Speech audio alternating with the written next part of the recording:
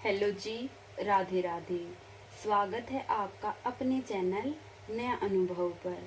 चलिए जानते हैं करवा माता की कथा।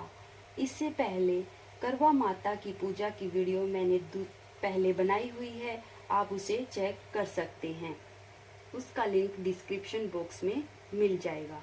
चलिए जानते हैं करवा माता की कथा। एक साहूकार के 7 लड़के और एक लड़की थी। एक बार कार्तिक मास की कृष्ण पक्ष की चतुर्थी तिथि को सेठानी सहित उसकी 7 बहुएं, उसकी बेटी ने भी करवा चौथ का व्रत रखा था। रात्रि के समय जब साहूकार के सभी लड़के भोजन करने बैठे, उन्होंने अपनी बहन से भी भोजन कर लेने को कहा। इस पर बहन ने कहा, भाई अभी चांद नहीं निकला है, चांद के निकलने पर उसे अर्घ्य देकर ही मैं आज भोजन करूंगी। साहूकार के बेटे अपनी बहन से बहुत प्रेम करते थे। उन्हें अपनी बहन की भूख से व्याकुल चेहरा देखकर बेहद दुख हुआ। साहूकार के बेटे नगर के बाहर चले गए और वहां एक पेड़ पर चढ़कर अग्नि जला दी। घर वापस आकर उन्होंने अपनी बहन से कहा, देखो बहन, चांद निकल आया है, अब तुम उन्हें अर्घ देकर भोजन ग्रहण कर सकती हो। साहूकार की बेटी ने अपनी भाभियों से कहा, देखो चांद निकल आया है, तुम लोग भी अर्घ देकर भोजन कर लो। ननंद की बात सुनकर भाभियों ने कहा, बहन अभी चांद नहीं निकला है, तुम्हारे भाई धोखे से अग्नि जलाकर उसे प्रकाश को चांद के रूप में तुम्हें दिखा रहे हैं।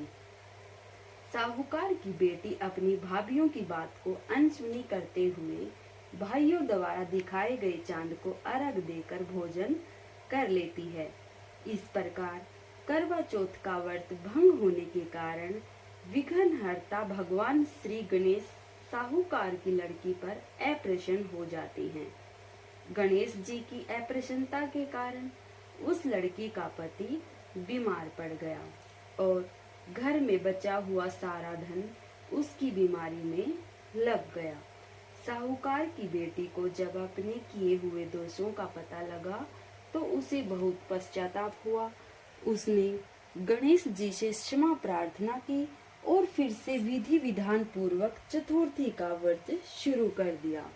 उसने उपस्थित सभी लोगों को श्रद्धानुसार आदर किया।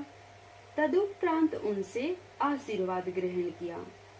इस प्रकार उस लड़की के श्रद्धा भक्ति को देखकर एक दंत भगवान गणेश जी उस पर प्रसन्न हो गए और उसके पति को जीवन दान प्रदान किया। उसे सभी प्रकार के रोगों से मुक्त किया और धन संपत्ति और वैभव से युक्त कर दिया। कहते हैं, इस प्रकार यदि कोई मनुष्य छल, कपट, अहंकार, लोभ, लालच को त्याग कर श्रद्धा और भक्ति पूर्वक चतुर्थी के व्रत को पूर्ण करता है तो वह जीवन में सभी प्रकार के दुखों और क्लेशों से मुक्त होता है और सुखमय जीवन व्यतीत करता है। जय हो करवा माता। करवा माता सभी का सुहाग बनाए रखे।